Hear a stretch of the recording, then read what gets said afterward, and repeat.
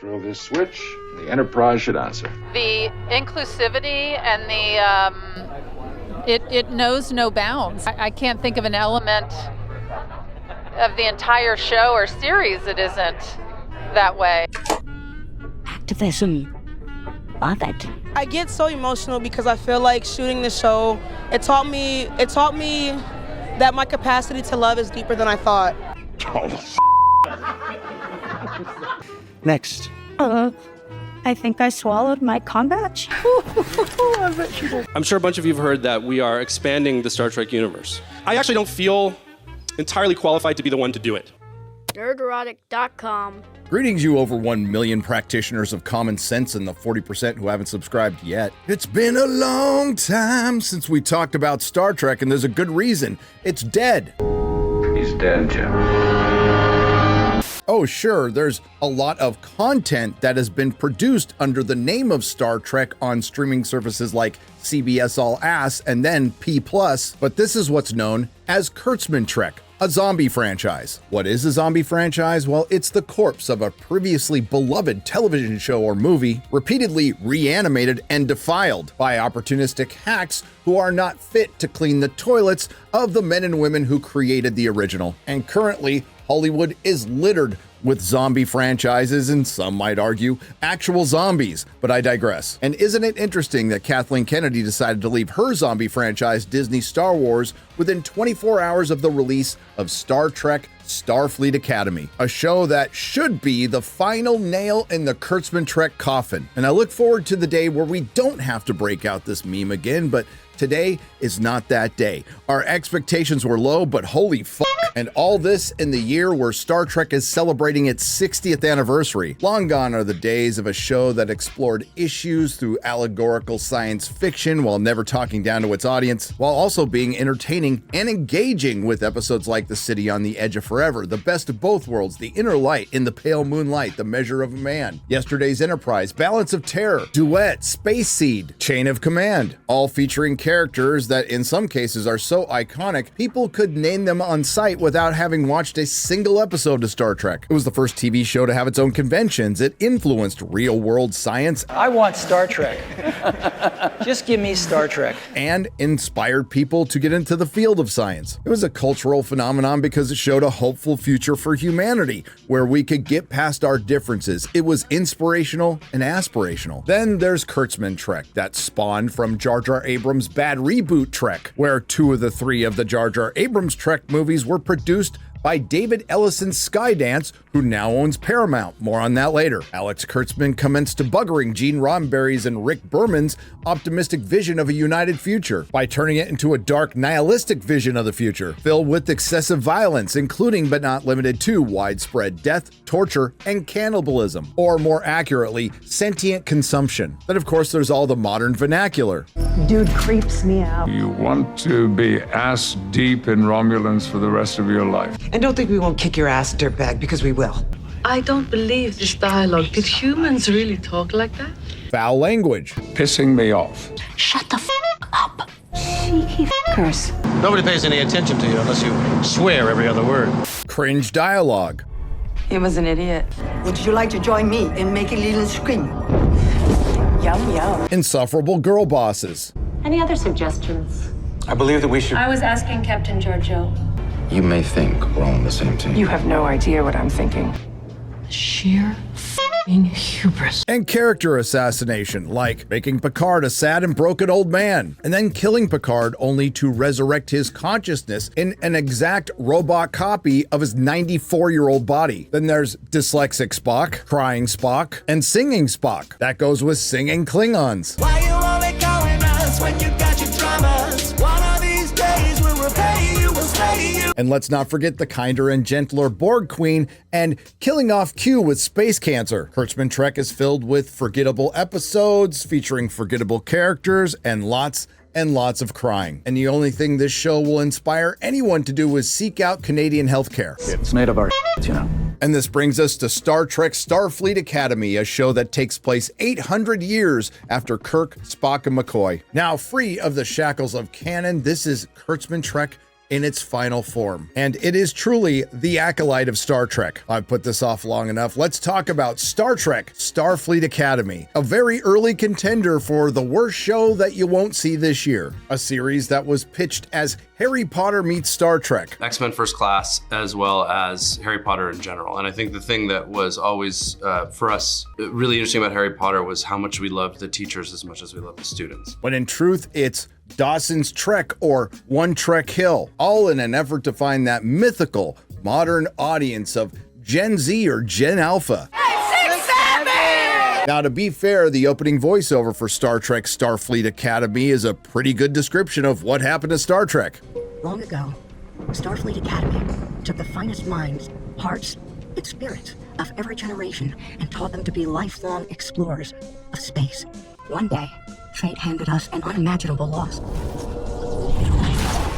The show starts out with our main character, Caleb, with his mom, played by Tatiana Maslany, along with Paul Giamatti, and oh brother, I hope you're getting a good paycheck for this, playing a half Klingon, half Tellarite. They are being held for the crime of murder while they were trying to steal food. Why would somebody need to steal food in the 32nd century when there's replicators everywhere? Well, we'll get to that. Paul Giamatti's Noose Braca is sent to prison, and Tatiana Maslany is sent to a rehabilitation camp, where the judge, Nalaake, I hate that name, played by Holly Hunter, specifically says it's not a prison. You will be placed in a rehabilitation camp. It's not prison. And she can have visitation rights with her son, who she is now obviously going to be separated from because she committed a crime. Caleb is now going to be a ward of the Federation until, of course, this small child steals Nalaake's comm badge and escapes. Now, how does a small child escape from this facility on a distant planet during a dust storm? I have no idea. We jump ahead 15 years later and we find out Holly Hunter, and no, I'm not going to call her by her name in the show, quit after this because she feels remorse for separating a child from his mother. I'm not really sure why, because that's usually what happens when a mother is, say, an accessory to murder, but I'm pretty sure it's so they could force this line in the show. Separating children from their parents isn't exceptional.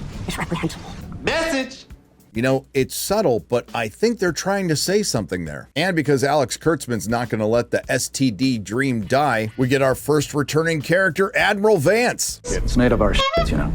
And gonna be real, that's the only line I remember the guy delivering, and I've seen all of Star Trek Discovery. Anywho, he informs her that they will be bringing back Starfleet Academy, and it's gonna be in San Francisco, California. Admiral Vance asks her to be Chancellor, which she turns down, but then he entices her in with the possibility of finding Caleb. And wouldn't you know it, they find Caleb. And I know what you're thinking, that's pretty convenient, considering you just don't shoot from the hip when you're hiring a Chancellor of Starfleet Academy. It's something that probably would have taken some thought. So was he going to hire her before they found Caleb, knowing that he would be the only thing she would come back for? Or did he think of it after he got Caleb? And the best thing to do is not think about these things when it comes to Kurtzman Trek. Following in his mother's footsteps, Caleb got busted, and instead of going to prison, he's offered an opportunity to go to Starfleet Academy by the woman who separated him from his mother, Holly Hunter. Now, you would think this would be a good opportunity to show character growth with both of these characters through the conflict of them learning to trust each other over the course of the season, and no, they just kind of get along immediately. Holly Hunter informs Caleb that his mother has broken out of prison. Your mother broke out of prison a year ago. I think this is a good time to tell you one of the hallmarks of Kurtzman Trek is not only does it not pay attention to Star Trek canon, it doesn't pay attention to its own show. Because not 2 minutes earlier, Holly Hunter said that she wasn't going to a prison. It's not prison. And that's going to be the premise for this season anyway, and it'll probably roll into the second. And yes, it's going to get a second season, and we'll get to that as well. As far as the plot goes, well, there isn't really one in the first episode. It's more of the friends we meet on the way. Caleb arrives at Starfleet Academy, and immediately we hear the voice of Stephen Colbert as Digital Dean, because that'll get the youngsters to watch. And immediately we get that trademark modern vernacular in Kurtzman Trek. That's all now. Make sure to visit, because sometimes anger is the greatest enemy of all. Oh, and the Starfleet Academy is a ship that looks exactly like the comm badge. Now, there's some debate on what it looks like. Some say a dream catcher. My producer X-Ray Girl says it looks like a vagina. But if it wasn't for Book's ship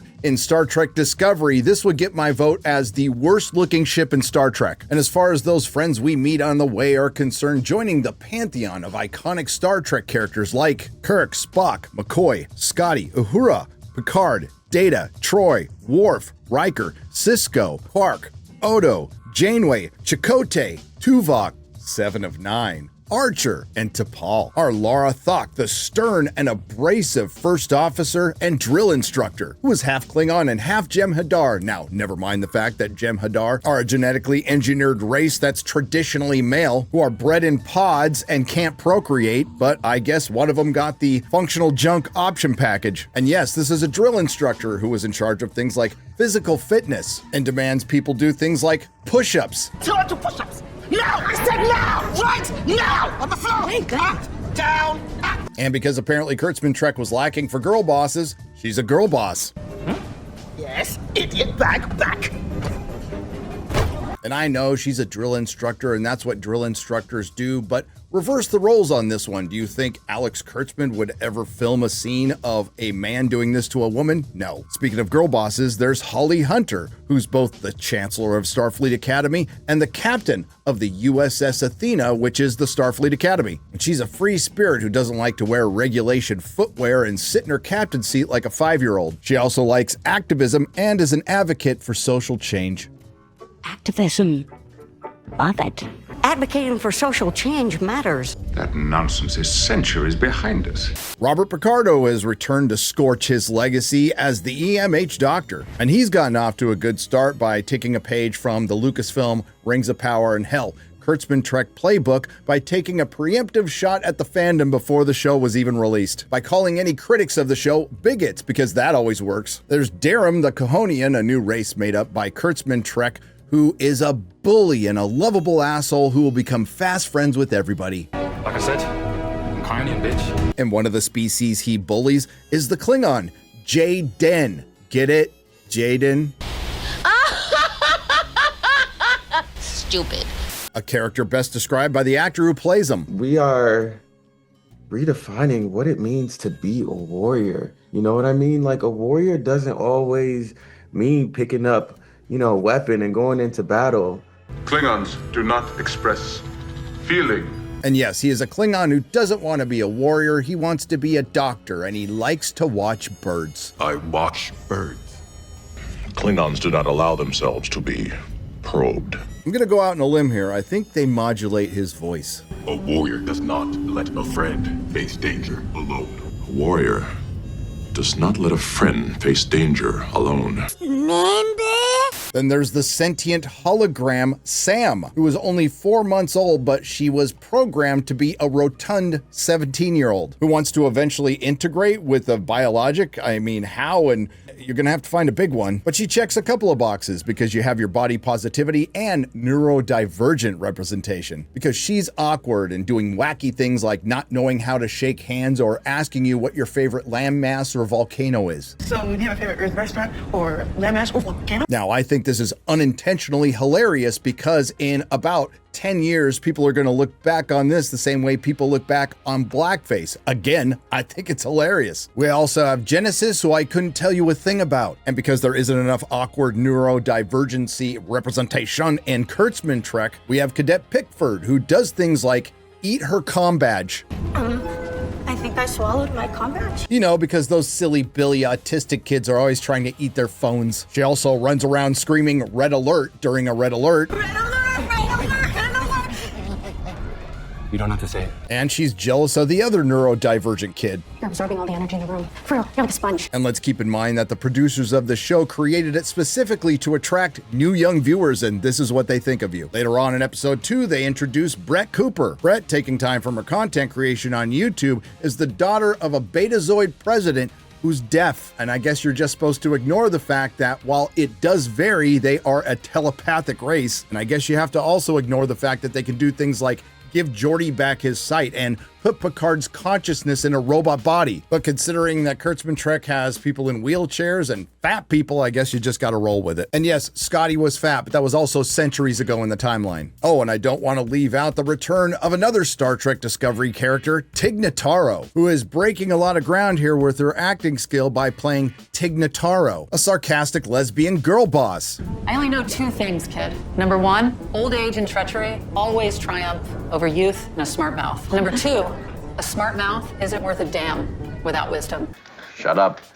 The range with this woman is something to behold. And last but not least, Paul Giamatti as the Klingerite. Noose Bracca, that's right, half Klingon, half Tellarite, who is the master of modern vernacular analogies that make absolutely no sense. Time, with its infinite sense of humor, will always fold upon itself like an origami chicken. What the f are you talking about, man? And that is your cast of the latest Kurtzman show, names that will go down in herstory and will be remembered in the minutes to come. Now, why do they have to reboot Starfleet in Star Trek? Well, that's because of the burn, something the vast majority of you will never have heard of because the vast majority of you have not seen Star Trek Discovery because you're smart. I will try to keep this as brief as possible. A young Kelpian who is the same race as Saru, who you probably haven't heard of because he's in Star Trek Discovery, due to in utero exposure to dilithium radiation, bonded with dilithium on the molecular level. As you may or may not know, dilithium crystals are used in Star Trek to regulate the warp core, and it's used in most ships, but not all. Anyway, this young alien who was molecularly bonded to the dilithium cried for his mama, and every ship in the known galaxy and possibly universe blew up. That is an entirely implausible plot development. Don't believe me? Look it up. Anyway, that destroyed the possibility of interstellar travel for the Federation for over 100 years. The best part is, there was an overarching plot called The Burn in a show whose acronym is STD. That the burn is finally behind us. You just can't make this stuff up, and I guess the best comparison would be, say you grew up next to a nuclear power plant and you bonded with the uranium on the molecular level and then stubbed your toe and blew up every nuclear sub and aircraft carrier on the planet. Simply put, this show, along with all the previous Kurtzman Trek shows, save for one, is dumb. Logic is an integral part of narrative structure. And comparing it to the CW would be an insult to the CW, and it's best described by my good friend Drinker as anti-entertainment. And like I said earlier, the plot to both of the first two episodes of this show that you will most likely not see are barely worth mentioning and dumb as well. At the end of the first episode, all the kids work together to fight off the pirate, Paul Giamatti, who has tic-tac-toe cut into his fade, who captured the ship to steal its warp drive, but he was defeated by Caleb and his master hacking skills because the kids love hackers these days. In the second episode, we find out that the Betazoid homeworld, Beta Z, during the burn had become isolationist and put a wall around their planet. I mean, wouldn't it be a bubble? But either way, based. But the Federation thinks this is bad for the youth and they should rejoin the Federation. I wonder what they think about Wakanda. And then they go ahead and have pretty sensitive and important negotiations in front of all the students who, for some reason, get to have their say. Never mind the fact that just a couple of seasons ago in Star Trek Discovery, when Stacey Abrams was playing Planet Earth, the president of Planet Earth was isolationist. Anyways, we get a happy ending, which are not unusual in San Francisco as long as you pay the right price. Caleb has a little crush on Brett Cooper, and good news, she has a crush on him and joins the War College, which is also within Starfleet Academy, which has now been rebooted, and it will have the best of the fat neurodivergent people being taught by Tig Notaro. And the Betazoids of Beta Z are joining the Federation in an episode called Beta Test. Fascinating. And I honestly couldn't tell you if this is actually the worst of Kurtzman Trek. I've seen it all. Thankfully, I've forgotten so much, but it feels like it is. And while they have attempted to parody Star Trek in the past with shows like Lower Decks, this is the first time they've tried to do it in live action. They're really trying to do an Orville thing here because Alex Kurtzman has not had an original thought in his life, so they're making a copy of the Star Trek parody when in truth, Star Trek is an unintentional parody of itself. And again, it's filled with all the hallmarks of Kurtzman Trek, including you have no idea how much time has passed or how much distance is traveled. The world building is atrocious, and there's lots of feelings in shuttlecrafts, feelings in corridors, and feelings in vacuous bridges that could double for a hangar or the stage of one of those stupid singing shows like The Masked Singer. And when you're not eating them, you need to use your comm badges just to talk to each other on this bridge. You can tell they wasted a lot of money on this show. The directing, editing, and acting are horrendous. There's forced humor, forced conflicts, forced relationships, forced diversity, with dialogue written by somebody who obviously has zero experience in genre, specifically science fiction, but they do have past credits in shows like Nancy Drew and The Magicians. And it's filled with that Kurtzman Trek trademark modern vernacular. A teachable moment. The next world is now open. Make sure to visit, because sometimes anger is the greatest enemy of all. Like I said, I'm Kionian, bitch. When you're of shit is this, man? Because it's too big for your shit. Quit dicking around. And the final hallmark of Kurtzman Trek, not a shred of masculinity to be found. And the questions on everyone's mind are the same questions anyone would have who was masochistic enough to watch a season or even an episode of Kurtzman Trek. Who is this for, and why are they still making it? It's a total mystery outside of Picard Season 3 and some tepid early interest in Strange New Worlds. Kurtzman Trek has never really charted or hit any metric to show it was popular in any way. Hell, forget popular, even if it was watched by a reasonable enough amount of people to justify what they spend on this show. We have never seen a sign of that, but we have seen metrics and data points going the other way, including a sharp decline in the Star Trek fandom, which is essentially aging out because now 2 generations could give a shit about it, and the ones that still do are angry. The trailer was ratioed to oblivion. The episode that we'll talk about in a second that was put on YouTube was ratioed into oblivion. It's got a 43% audience score on Rotten Tomatoes and a 2.1 on Metacritic. Of course, the corporate critics love it, and they're making the accusations of review bombing. Kurtzman Trek streamed exclusively on CBS All Access until it failed. Then it was taken over by Paramount Plus, where it streamed exclusively on the platform of a company that was billions in debt and had to be sold to a production company, Skydance. And you have to think a major contributor to that debt is Kurtzman Trek. It has been reported that a single episode of Starfleet Academy cost anywhere between $6 to $10 million, maybe more. And we've never really known what the true numbers are for this show. We have heard rumors that it's watched maybe by a few thousand to 10,000 people, and that's it. You would think that's impossible. This is Star Trek, but something happened recently that might back this up, and things might actually be worse. Somebody at Paramount had the bright idea to release the first episode of Star Trek Starfleet Academy for free on YouTube. Credit where credit is due. They kept up the comments section and the chat, and I was there and I watched it when it hit its peak concurrent viewer count of just over 1,300 viewers for a Star Trek show that cost between $6 and $10 million. That is embarrassing. What's more embarrassing is I put a Spock action figure on an empty chair, streamed it, and got 3 times the live viewers for the cost of a piping hot cup of coffee. And that's nothing. There are streamers out there who can get more concurrent live viewers than the episode has in total right now. And don't get me started on the review videos. Drinker might get that in his first hour. By the way, this is not a flex. These are just facts. And in truth, it's sad. I love Star Trek, and I would love to see more good Star Trek. Kurtzman is not capable of it, but when he off, we did get Picard Season 3 and that reunion on the Enterprise D, and I did not mean for that to rhyme. And that was glorious, but instead of getting a spin-off from that with Legacy, Kurtzman's ego would not allow that, and he forged ahead with his baby, Starfleet Academy. And if you want to know how Paramount feels about this under its new ownership, this might be telling, and yes, it's anecdotal. If you go over to X and check out Star Trek on Paramount Plus, Star Trek and the Paramount Plus accounts, they haven't posted a single thing about it. Wish I could tell you different, but Star Trek has been and remains a very dead franchise, and Alex Kurtzman killed it. Black Lives Matter, the NAACP. The goal is not really to promote Star Trek, but to promote these organizations and to use our platform to be able to bring greater awareness to these very, very important messages and places. His brain is gone. And it would take nothing short of a miracle to bring it back. And just another nail in the coffin is Star Trek Starfleet Academy, a Star Trek show made for people who don't know anything about Star Trek, for people who don't like Star Trek. Nerdrotic.com. If you like what you heard, please like, share, and subscribe. If you didn't like what you heard, I thank you for listening this long. I will see you in the next video.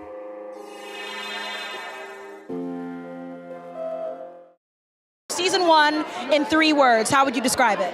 Gay. Fat. Retarded.